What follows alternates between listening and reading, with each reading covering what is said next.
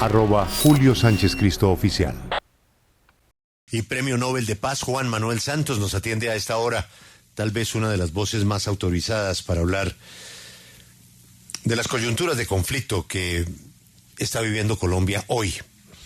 El presidente Santos, como ustedes recordarán, logró un acuerdo de paz con las FARC. Acuerdo de paz con dificultades, como todos los acuerdos de paz, con imperfecciones. Pero al final salieron del uso miles de armas y miles de militantes que cumplieron con ese acuerdo de paz. Unos no lo cumplieron, ahí estamos en el problema con las famosas disidencias. El tema de la paz, pues lo que busca es darle una alternativa a esas personas que no tienen norte distinto en su mente, en su vida, que la guerra. En el caso de las FARC, muchos de ellos, miles de ellos, lograron rehacer sus vidas, trabajar, volver al campo, volver a la familia, volver a la vida institucional. Por supuesto, el problema no se arreglaba de la noche a la mañana y tenemos el otro ingrediente que es la gasolina de los problemas de Colombia. El narcotráfico, la minería ilegal. Nos atiende a esta hora el señor expresidente y quiero agradecerle su tiempo y aprovechar, porque no lo había hecho, para desearle un feliz año 2025. Para usted, presidente, y para su familia, buenos días. Buenos días, Julio, y lo mismo para ustedes. Señor expresidente, yo quiero ir atrás cuando usted era ministro de Hacienda. Usted diseñó un ejército, unas fuerzas militares y de policía para la guerra. Luego usted fue ministro de Defensa y comandó una guerra. Y una vez, no que la ganó, pero que sí tenía suficientemente arrinconados a los señores de las FARC, emproblemados, con bajas, con capturas, con la operación Jaque, con lo que pasó con Jojoy, bueno, en fin, con tantos hechos que fueron golpes a las FARC. En ese momento usted dijo, ahora sí hablemos, y ahí arrancó el proceso de paz. Mirando ese ejemplo, ¿usted cree que el presidente Petro, que tiene la misma buena voluntad que usted y que han tenido todos los presidentes de hacer la paz, el orden de los factores sí alteró el producto? Es decir, que él ha debido primero arrinconar al ELN para que no pase lo que estamos viviendo hoy.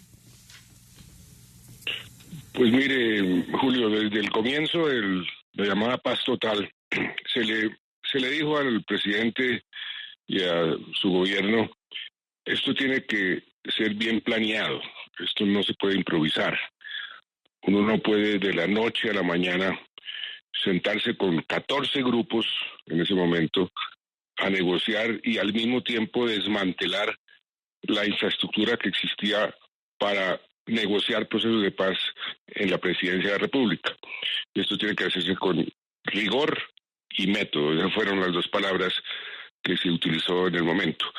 Infortunadamente no fue así. Los procesos que se iniciaron no fueron planeados, no se hizo inteligencia sobre quiénes eran las personas o los grupos con los cuales se estaba negociando y estamos en cierta forma pagando las consecuencias porque el proceso les permitió a muchos de los grupos fortalecerse, comenzar una guerra entre ellos por el control territorial y eso es, entre esas cosas, lo que está pasando en el Catatumbo. De manera que la respuesta a su pregunta es sí, aquí ha faltado rigor y método. Señor presidente, hablando de rigor y método, en este tema del Catatumbo, que no es aislado porque tenemos que ir a mirar lo que pasa en Arauca, lo que pasa en el Cauca, lo que pasa en Nariño, lo que pasa en el Chocó, hay un común denominador, que es el número disparado de la siembra de la hoja de coca. Ese factor se habría podido neutralizar con un mecanismo distinto a la fumigación. Sí, y eso lo establecimos en el acuerdo. Hay un punto específico, uno de los más difíciles para negociar con las FARC fue el punto de qué hacer con el problema de las drogas. Y se estableció todo un procedimiento para iniciar una sustitución de cultivos que funcionó. Por ejemplo, en los últimos 2 años del gobierno, las propias Naciones Unidas hizo una revisión sobre la resiembra, que es el problema principal que teníamos cuando o fumigábamos o erradicábamos forzosamente. Y la resiembra, que generalmente oscilaba entre el 50-60%, bajó a menos del 5%, confirmado por Naciones Unidas. Entonces eso estaba funcionando, pero llegó el nuevo gobierno y desmanteló mucho de lo que se estaba haciendo frente al proceso de paz, infortunadamente. Pero la respuesta nuevamente es sí. Aparte de la fumigación, por supuesto que existen mecanismos para combatir el cultivo de las drogas ilícitas.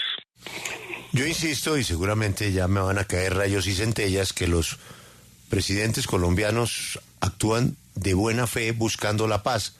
Cada uno tiene su norte, su protocolo, su manera de llegar a la paz, pero todos lo han intentado. Unos lo han logrado, otros no.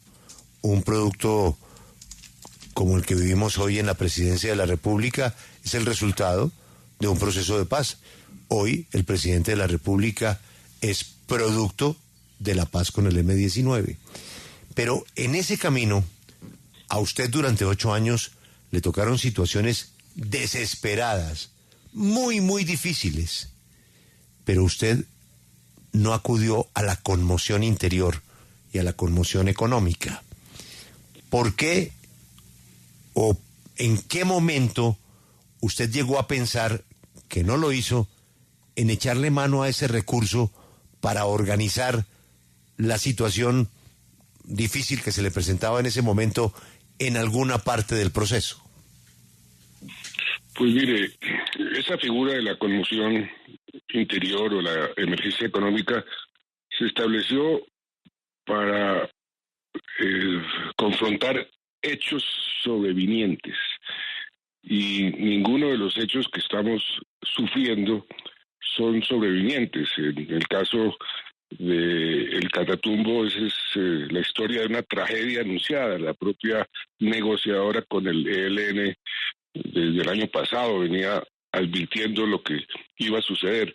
Esto es producto de una serie de factores que se han venido acumulando. Entonces, hechos sobrevinientes son difíciles de identificar. En el caso nuestro nunca hubo un hecho sobreviniente.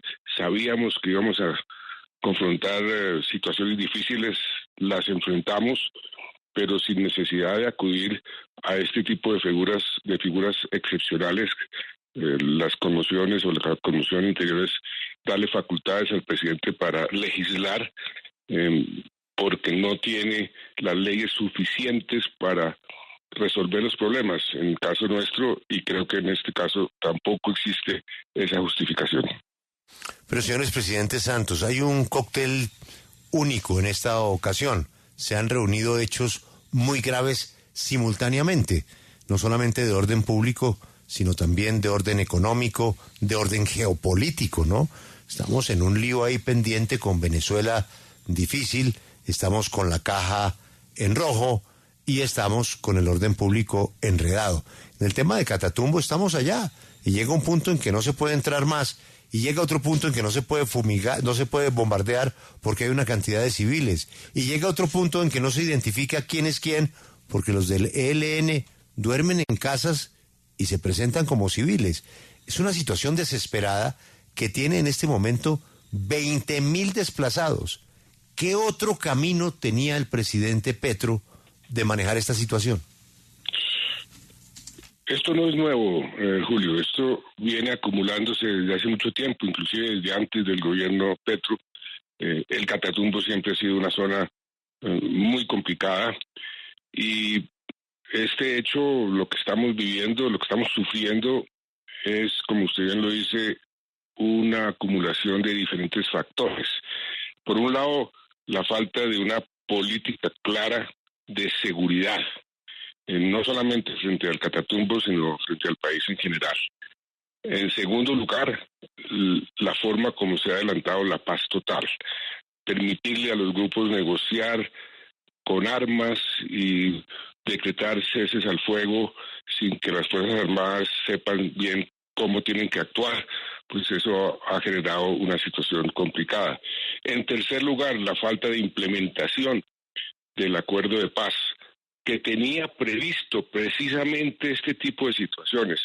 Las comisiones de garantías que deben ser presididas por el propio presidente. Desde el gobierno anterior se hizo caso omiso a esas comisiones y estamos pagando las consecuencias. Entonces, esto no es por un hecho particular o por un hecho específico, sino una acumulación de factores. El presidente debe retomar una política de seguridad o no retomar, establecer una política de seguridad clara que le dé a las Fuerzas Armadas un norte claro, recuperar, implementar el acuerdo de paz para que la sociedad civil, todos estos desplazados, tengan una oportunidad de vida, que es lo que se les está quitando. Entonces, ahí hay instrumentos, pero eso necesita un gobierno que coordine, un gobierno que ejecute, un gobierno que gestione. Y eso es lo que se requiere en este momento. Expresidente.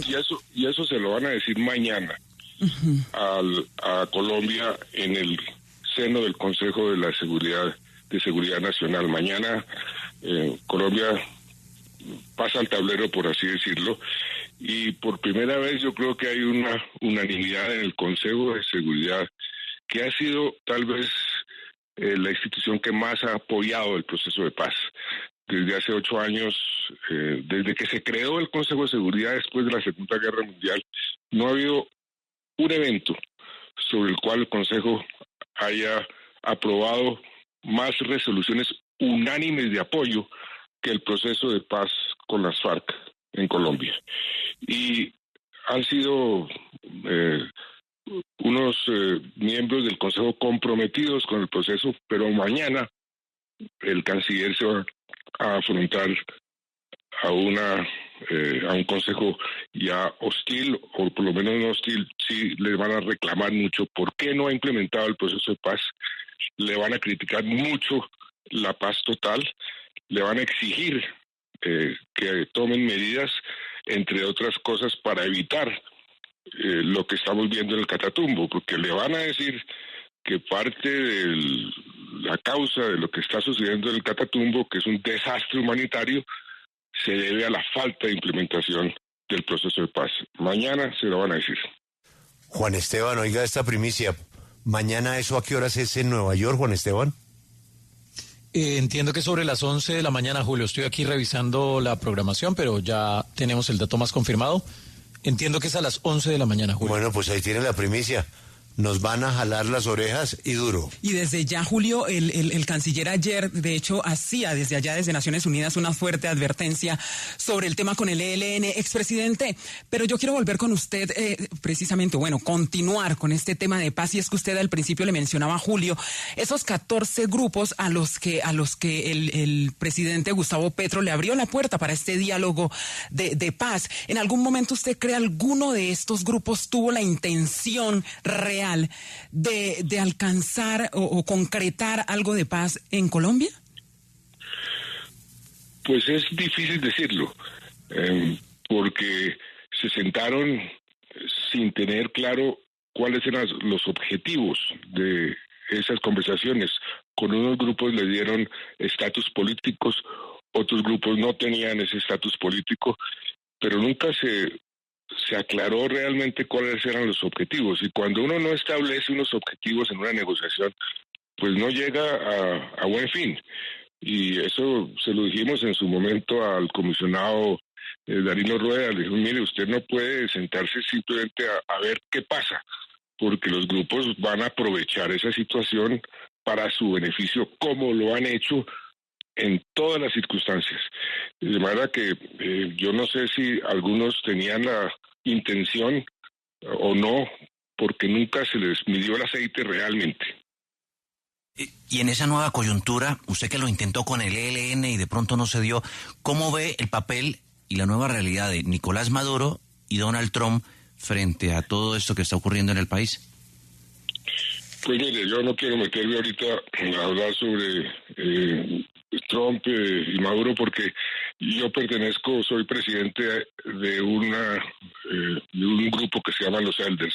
Nosotros nos vamos a pronunciar sobre lo que Maduro dijo ayer y lo que está haciendo. Hay cosas que nos preocupan y por eso me pone en una situación difícil y no quiero pronunciarme sobre esa situación, pero lo que le quiero decir es que nos va a tocar trabajar mucho más duro, porque en los Elders hace ya varios años identificamos una serie de riesgos existenciales sobre los cuales estamos trabajando: el riesgo del cambio climático, el riesgo de la posibilidad de una guerra nuclear, las pandemias, la posibilidad de una nueva pandemia que todos los científicos dicen que cuando llegue, y va a llegar, va a ser mucho peor que la del COVID-19, y lo de las tecnologías disruptivas que están también generando muchos problemas en el mundo. Sobre esos temas estamos trabajando, y sobre esos temas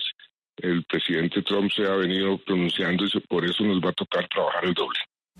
Sí, presidente, vea Bueno, usted. vamos a hablar de eso después. Sí, señor. Ahí. Este es tema de Calvás, ¿no? Y quedé con la duda. Apocalipsis. Sí, téngalo ahí. Pero, presidente, yo me quiero devolver otra vez al ELN, porque usted obviamente es un hombre de paz, es Nobel de Paz, y siempre va a apostar por eso. Sin embargo, yo quiero preguntarle si usted considera que esa negociación con el ELN se debe terminar. ¿Por qué?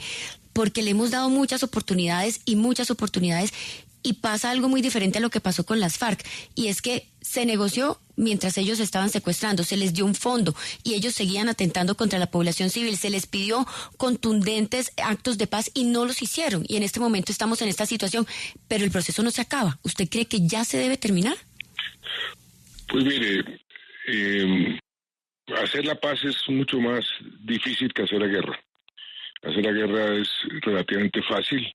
Hacer la paz es muy difícil. Uno tiene que tener mucha paciencia, mucha perseverancia, pero también tiene que tener estrategia.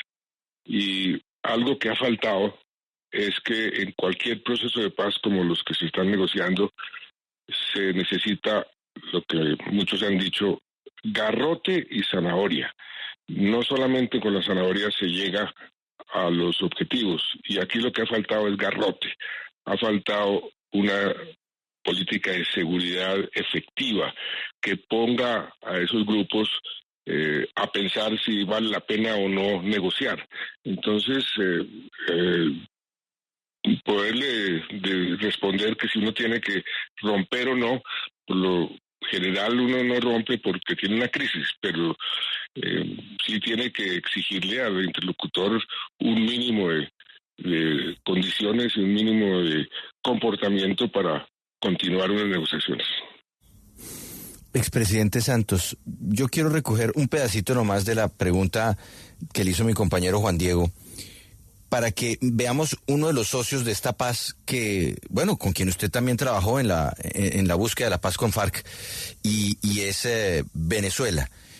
¿No es un inconveniente hoy ese socio que mantuvo, que encontró Gustavo Petro para ayudar a hacer la paz con el ELN, cuando pues hoy día la tensión política entre Colombia y Venezuela es tan delicada y que puede llevar incluso a pensar que el ELN está actuando es porque en Venezuela se lo piden así para presionar al gobierno?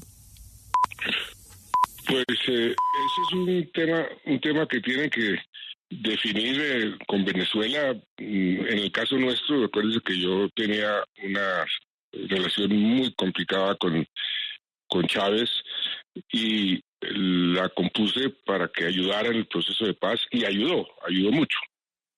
Ahora, la situación ahora con Maduro es mucho más complicada. Es una persona que se declaró dictador, tirano, con sus actos, con sus decisiones. Esa interlocución ha sido difícil y tiene que ser difícil por ese motivo. Entonces, ¿hasta qué punto está Maduro o su gente ayudando al proceso, o más bien saboteando el proceso, o ayudando a los grupos armados? Porque no es un secreto que Venezuela siempre ha tenido cierta afinidad con esos grupos armados. Entonces, eso es una situación compleja que hay que manejar con mucha inteligencia y con mucha contundencia. Presidente, hoy el periódico El Tiempo tiene una crónica dramática en la que se advierte que el debilitamiento del ejército va más allá de lo que teníamos previsto, que mientras el ELN y el Clan del Golfo han aumentado sus efectivos, el ejército los ha reducido. Y además, uno todavía más preocupante, que es el de la corrupción, porque según el informe que dice El Tiempo fue elaborado por los militares, la posibilidad de corrupción ha aumentado porque los grupos ofrecen cantidades de dinero absurdas para neutralizar la labor de la fuerza pública. Esa situación es verdad, y no será esa la causa de la falta de garrote. Alberto, esa es una de las causas, y efectivamente el pie de fuerza se ha disminuido sustancialmente. Estábamos en cerca de 450,000 unidades que llaman soldados y policías, y estamos ahora en alrededor de 370,000. O sea, se ha reducido considerablemente el número de soldados que deben estar en las regiones protegiendo a la población. Las Fuerzas Armadas también han tenido una situación muy complicada por lo que yo les mencionaba, de falta de una política clara de seguridad. No saben bien qué hacer con estos grupos. Un día les dicen que hay cese al fuego, otros días les dicen que no. Y así es muy difícil ser efectivo y eficiente en conducir una guerra, en el garrote. También hay un problema serio de falta de inteligencia. Cuando nosotros nos sentamos con las FARC teníamos muchísima y muy buena inteligencia sobre cómo estaban operando, quiénes eran, cuáles eran sus intereses, y eso, infortunadamente, la inteligencia, y no de ahora, del gobierno anterior también, la han venido debilitando. Entonces, se sientan con estos grupos sin tener una política clara de cómo combatirlos, ni tener inteligencia efectiva, real, que sirva para poder negociar o combatir. Siguiendo en ese orden de ideas, hay otro factor, señor expresidente. Usted mantiene contacto con muchos generales que para su época eran coroneles o oficiales en uso del buen retiro, que muchos de ellos tienen a sus hijos o familiares o hermanos en la fuerza pública y de policía. Y usted habla con ellos informalmente. Hay un tema que no sé si está más en la leyenda y en la crítica a un gobierno que en la realidad. La crítica, pues, no puede faltar, hace parte del trabajo de un político. Pero la realidad que sugieren es el tema de la moral en la tropa. ¿Usted ha oído algo de eso? Sí, yo he escuchado que precisamente por una falta de claridad en la estrategia, en la política de seguridad, pues que en ciertos sectores se se ha generado pues escepticismo y eso afecta la moral de la tropa. Eso es evidente, eso sucede. Y sí he oído que en algunos sectores de las Fuerzas Armadas hay un problema digamos, de entusiasmo con el trabajo que están haciendo. Señor expresidente, de esto lo hemos hablado varias veces y usted ha tenido la misma respuesta. Yo estoy listo para lo que pueda servir. Y si esa llamada la hacemos a otro colega suyo, dirá lo mismo. Pero cuando llega el momento, pues se complican las cosas. No hay el ambiente, hay una declaración, hay un ataque, un contraataque, y pues el ambiente se vuelve turbio para poderse sentar en medio de las diferencias profundas que tienen los líderes del país con el actual gobierno. Pero hay otra preocupación, es que ni siquiera el acuerdo nacional, el ministro Cristo, de la mejor intención, llegó al gobierno con un plan. Yo voy a promover un acuerdo nacional. Y al ministro Cristo el acuerdo nacional se le quedó en que le dio autonomía a las regiones de millonario presupuesto, que según los más expertos economistas, no sé usted qué piense de eso, va a ser un desastre. Pero el acuerdo nacional lo veíamos como ese acuerdo de todas las fuerzas para sacar al país adelante de dificultades y enfrentar temas como el de Catatumbo.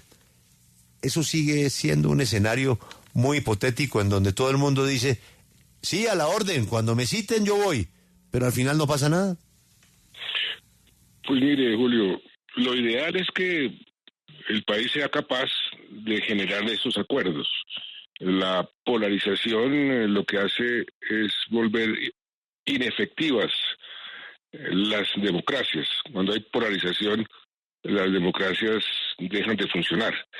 Y en cierta medida es lo que ha sucedido en muchas de las democracias que estamos viendo fracasando. Por eso las autocracias están asumiendo cada vez más protagonismo en el mundo, y por eso es necesario buscar consensos en torno a problemas que a todo el mundo afectan, y eso es lo lógico, eso es lo que habría que hacer.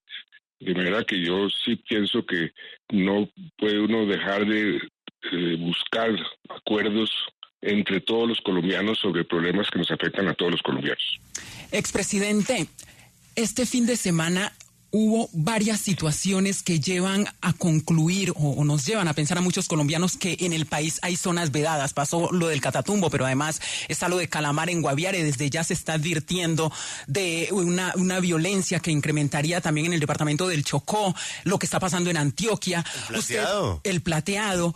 ¿Usted cree que están aumentando esas zonas vedadas para la fuerza pública en Colombia? Pues no son zonas vedadas para la fuerza pública, sino son demostraciones del fracaso del Estado. Los estados fallidos. ¿Cuál es la definición de un Estado fallido? Es un Estado que no puede controlar su territorio, un Estado que no puede administrar justicia, un Estado que no puede garantizar la vida a los ciudadanos. Eso es la definición de un Estado fallido. Sin duda alguna tenemos zonas donde el Estado fracasó, como por ejemplo en el Catatumbo, eso que usted menciona. Lo que mencionan muchos, no, es que la fuerza pública nos permite solamente llegar hasta aquí porque de aquí para allá no podemos garantizar nada. Esa es la demostración del fracaso del Estado. Y por eso es que la política debe ser recuperar el control territorial, que lo hemos venido perdiendo. No lo digo yo, no lo dicen los críticos del gobierno, lo dicen las propias Naciones Unidas. En más de 400 municipios del país, el Estado ha venido perdiendo control territorial, y los grupos criminales han venido aumentando su poder, ejerciendo como si fueran Estado, porque allá determinan qué se hace, extorsionan, obligan a las poblaciones a hacer esto o aquello.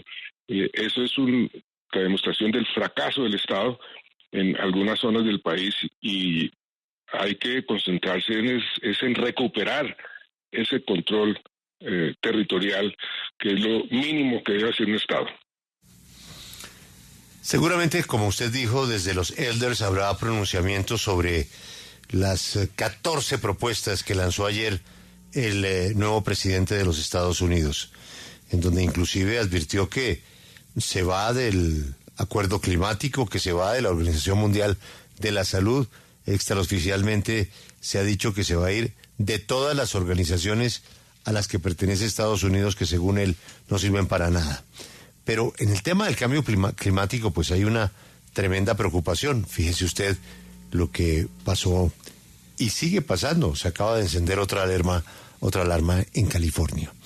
Y yo no sé si todo esto va de la mano de lo que usted ha llamado el reloj de la apocalipsis. Aquí tenemos un compañero apocalíptico, don Juan Pablo Calvás, pero creo que usted le va a dar muchísimo más sustento a sus preocupaciones. ¿En qué se basa el reloj de la apocalipsis? Julio, esa fue una iniciativa de los que se inventaron la bomba atómica, de Einstein y de Oppenheimer. Hace 80 años se lanzó la bomba en Nagasaki y en Hiroshima, hace 80 años. Y ellos, unos años después, muy preocupados con su invento, se fueron para la Universidad de Chicago y dijeron, mire, necesitamos que ustedes convoquen a los científicos más connotados del país para que ojalá puedan supervisar cómo evoluciona este invento terrible que hicimos el señor Einstein y esta persona pues era Oppenheimer. Y eso fue lo que pasó. Convocaron a una serie de científicos muy connotados y se creó lo que llaman el Boletín de Científicos Nucleares. Y ese boletín, para supervisar y para tener como una medición del riesgo de la catástrofe, el apocalipsis, se inventaron un reloj y pusieron al puro inicio un reloj de 17 minutos para medianoche. Medianoche es el acabose, es la apocalipsis. Y todos los años vienen estos científicos que se van reemplazando cuando van muriendo algunos, pero siguen siendo de los más connotados de Estados Unidos. Todos los años se reúnen, evalúan el riesgo y determinan si el reloj se debe cambiar acercándose o alejándose de la medianoche. Todos los años. El reloj ha subido, ha bajado. Hace 3 años el reloj llegó al punto más cerca de la medianoche. ¿Cuál fue la justificación de estos científicos para ponerlo en 90 segundos para medianoche? Digo, pues no solamente que el riesgo de una guerra nuclear ha aumentado vertiginosamente y prueban con cifras el número de bombas atómicas que se han producido en los últimos tiempos, la tecnología para lanzarlas, el número de países que tienen acceso, en fin. No solamente eso, sino que se han presentado otros problemas existenciales. Ellos desde el año 1998 introdujeron el cambio climático como un problema existencial y lo que ha sucedido desde entonces a hoy, pues el mundo entero lo está viendo, es un aumento del riesgo de la apocalipsis por cuenta del cambio climático. También desde hace 7 años, antes de que se hablara de inteligencia artificial, estos científicos comenzaron a decir, aquí hay un riesgo que se llama la inteligencia artificial o ellos lo llaman tecnologías disruptivas. Y a eso hay que pararle muchas bolas. Entonces, a mí me invitaron como presidente de los Elders a ir a develar la nueva hora exactamente dentro de una semana.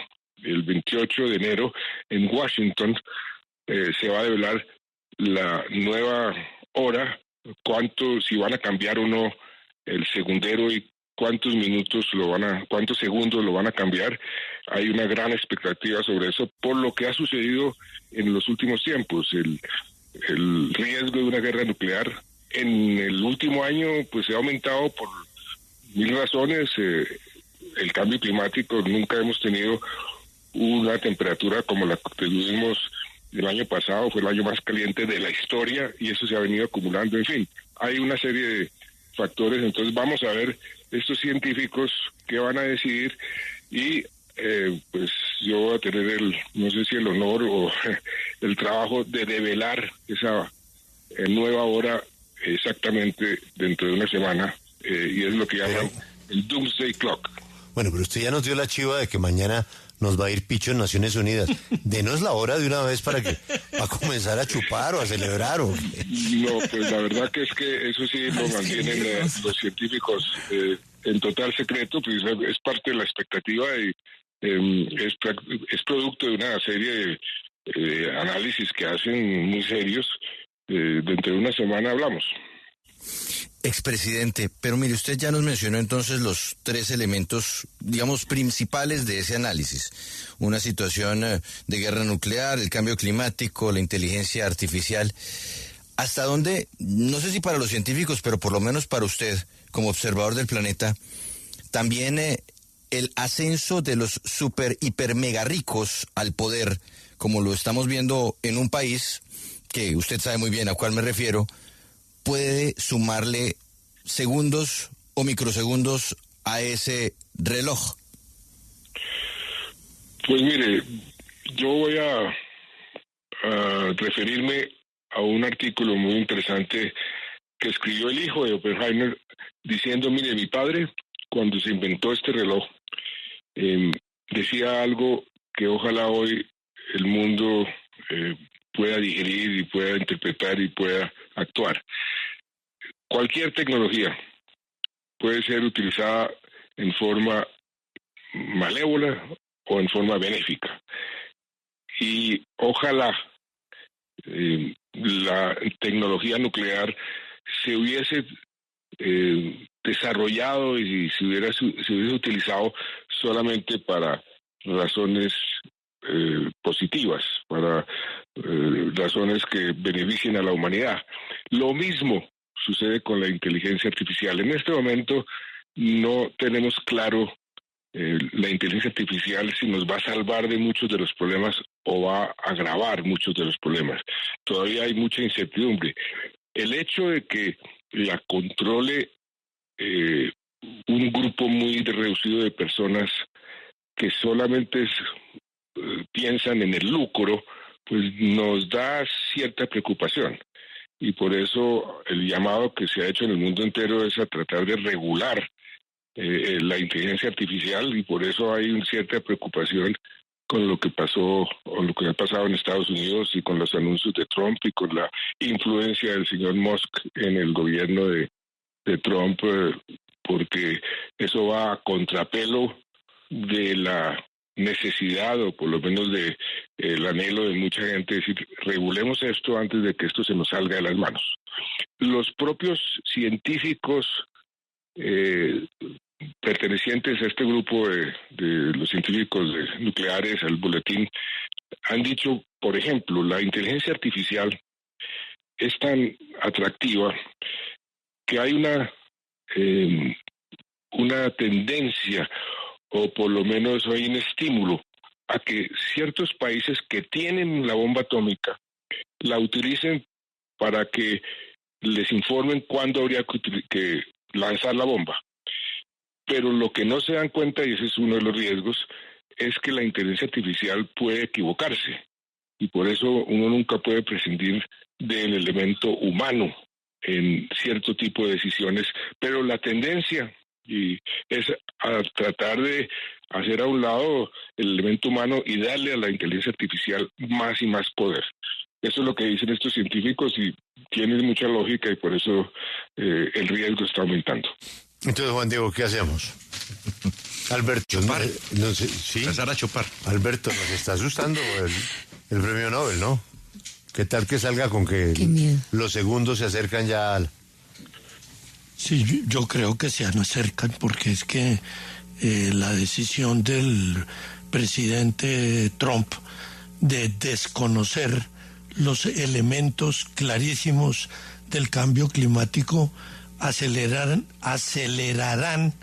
el proceso, porque lo va a convertir en una potencia petrolera y de gas para ser la mayor productora del mundo, y yo creo que eso contribuye a que el reloj se acerque a la medianoche. Más la OTAN, más la bomba atómica, no. Íbamos bien con la entrevista, quedamos un poco preocupados. Más la vaciada de mañana que nos van a meter en Naciones Unidas. Señores, presidente Juan Manuel Santos, gracias por atendernos y comentar pues estas preocupaciones que tienen todos los colombianos y tratar de entender cómo se podrían reconducir las cosas. Ha sido usted muy amable. Muchas gracias, pero mire, nunca hay que perder la esperanza. El mundo ha tenido situaciones muy difíciles, Colombia ha tenido situaciones muy difíciles, y la esperanza es lo último que debe perderse, y hay que trabajar para corregir las tendencias negativas que estamos viviendo. Acompáñenos en el canal de YouTube @Julio Sánchez Cristo Oficial.